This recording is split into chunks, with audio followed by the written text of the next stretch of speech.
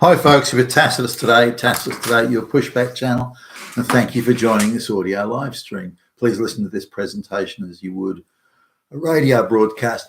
Now in this essay, I'd like to talk about levels of entitlement by foreign nationals coming to Australia trying to get employment. For reasons that I'm not sure I can fully grasp, they come to Australia with staggering levels of entitlement, that they can just walk in, apply for any job they want and get it. And if they don't get it, the only reason they're not getting it is because of racism and white supremacy, fascism, Nazis, misogyny and but primarily it's a racist thing. So now I've got a few sort of interactions I've had recently, and this caused me to go looking online to say, well, is this a thing? How many foreign nationals are complaining online, whether it be on business websites or just on YouTube or whatever, posting videos of I went for this job, didn't get it. It's because of the damn racists in Australia, white racists in Australia. So okay, well, if racism is so bad, why are you here? If that's so bad. And given the racism is so off the charts, nuclear, level, then why did you not know about it before you came? If it's that bad, and so on. So, and if it is that bad, why are millions of Chinese and Indians pouring into Australia at a rate of knots? Why is that? Given it's so so let me have a look at this sort of in its broadest sense. Now, just recently, I was talking to a lady about 40, I guess, early 40s perhaps. From China. Now, her English was very ordinary, and her attitude was diabolical, and her qualifications, she seemed to think she was an accountant or something like that. So her English was something along the lines of, because we were talking about something, or talking to another person, and she was sort of there and joined in. So I had to ask her to repeat herself a couple of times. I could have switched into Mandarin, I suppose, but I'm getting rusty with the Mandarin. I'm not practicing it enough to keep it at a good level. But you say I'm not talking English good. You say I'm not talking English. I talk English good. And that was it. So her piss poor English, as far as she was concerned, was very good. Not just adequate or minimal, but it was very good. I speak good English. Well, what you say no? And had a very accusatory tone and manner, and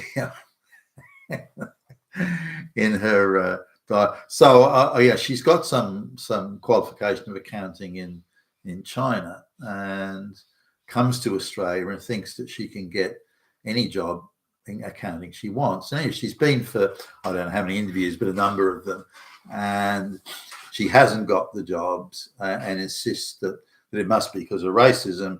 And to underwrite her claim in that regard, some of the people who have, I don't know about all, but some of the people who got the job were white, as in local Australian people.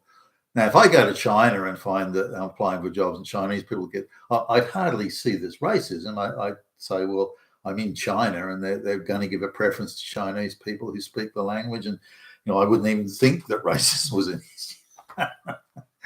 But she does, or did, and she's convinced that's the issue. Now, I suggested that maybe her language could, her poor command of English. She insisted, no, she doesn't have a poor command of English. She can't even pronounce the fucking word. But she insists that her English is good, even very good, good as anybody's, and which clearly and manifestly it's not. But she has this massive sense of entitlement. Now, she doesn't have a high opinion of white Australians. That's quite clear. So I don't know if she sees herself as some sort of Chinese genius that's come to save Australia. Or I don't know. I don't know what someone as fantastic as her, you should be on your hands and knees begging for her to come and work at your company. I don't know whether that's it appears to be where she's coming from, because she's got effectively a third world qualification, and she wants to start at the very top. She doesn't want to have some junior bookkeeping clerk's job or something like that. She wants to jump straight into the apex and tell people what to do and be the big boss and the like. Now, I'm based on what I don't know. I mean, if she was sitting in front of me for an interview, it would be a very short interview, and I'd be showing her the door, which I suspect has happened already. Now, talking to this guy was a Pakistani computer programmer, and he arrives in Australia and he wants a job as a programmer, and he's prepared to work. I don't know how good a programmer he is or isn't, but he'll work for less than whatever the going rate is. So he, in a particular area, he says the going rate is like 100,000 a year, for example. Well, he'll work for 50,000 a year or 60,000 a year, and he hasn't had any success, which does surprise me a little bit, by the way. But again, his English is. Over the phone, I think it would be hard to understand him, but just sort of there, I don't speak any Pakistani, by the way, but Urdu, whatever the language is, but he was insistent that his non-success in getting jobs is due to racism. Now he then, so he tells me, he then sort of registered a business in Australia. Where he's going to use cheap, low-cost labour peasant programmers in Pakistan, and he tells me they'll work for a tenth of what you'd pay a programmer here in Australia. So, and he's got some work, I think, but not very much. And I don't know about the quality. His manner and his attitude were diabolical. He's consumed with entitlement. I deserve and should get and should be given on a silver platter anything I want. And if I'm not given that, it's because of racism. No, it's not. Anyway, so given those experiences, I went online and had a look and found there's actually quite a few, a lot. I don't know. It could be many tens of thousands in totality. I didn't spend that much time on it, but it was easy to find complaints by Chinese and subcontinent generally, but Chinese and subcontinent, who are the main numbers of people coming here. Also a few Filipinos and so on, but mainly Chinese and Indians. And they were complaining about that if they don't get the job they want, not just a job or something, but don't get the job they want, it's due to racism. And there's a Chinese lady claiming that, again, on the video, her English is very ordinary, and her mannerisms very Chinese. So she hasn't been in Australia very long. So she arrives and expects, again, the silver platter treatment of, here's a really well-paying, prestigious job. Now, I don't know why she seems to think she's entitled to that, but entitled she does. I mean, she's consumed with entitlement. And so she's talking about one job where, if they stipulated only Chinese people need to apply, which, by the way, there are those jobs in Australia at the moment, where you have to be Chinese to apply for the job, and which is an outrage in Australia. If it was done the reverse, where Chinese are not allowed to apply, it would be headline news, and there would be hysteria from wall to wall hysteria. But when the advert says no white people allowed, then nobody cares. I mean, for goodness sakes. So she's applying for jobs, and given her poor English and that she's got no local credentials or experience, unless it's a government department where she can get an affirmative action gig. But if she's applying in the actual private sector outside of the affirmative action DEI sort of structure, then she's got a snowball's chance of getting a job with again, no experience, irrelevant qualifications, and piss poor English. But she doesn't see it that way. She sees her piss poor English as nothing wrong with my English. I've got a degree from China, so it's as good as anything anywhere in the world, which it isn't.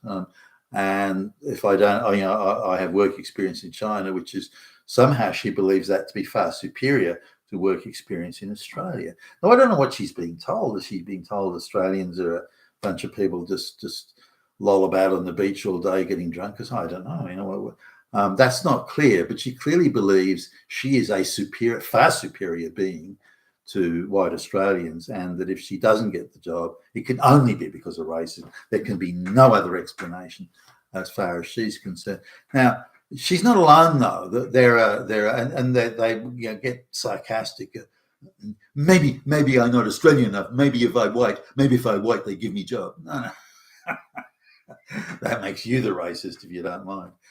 But this is quite a wide. I had no idea it was this widespread. So this was the bit that sort of took me by surprise, that there are many people coming to Australia who believe themselves, from India and China, who believe themselves to be inherently superior in every imaginable way to white Australians, and therefore they are entitled to any job they want. They should just be able to nominate, I want that job, and get it, which of course is not how it works. Now, they could go to government employment and get affirmative action quotas and that sort of thing. And so their lack of English skills would probably count in their favour under those circumstances. But outside of that, the people certainly that are posting the videos, and this woman that I met and the Pakistani dude, I would regard them as unemployable unless they were able to get onto some quota bandwagon. But there's a lot of people like that, and they're angry. They're angry that they're not being gifted jobs. Maybe they hear about all the affirmative action jobs that Indians and Chinese are given and think that's how everything is. Maybe that's an issue.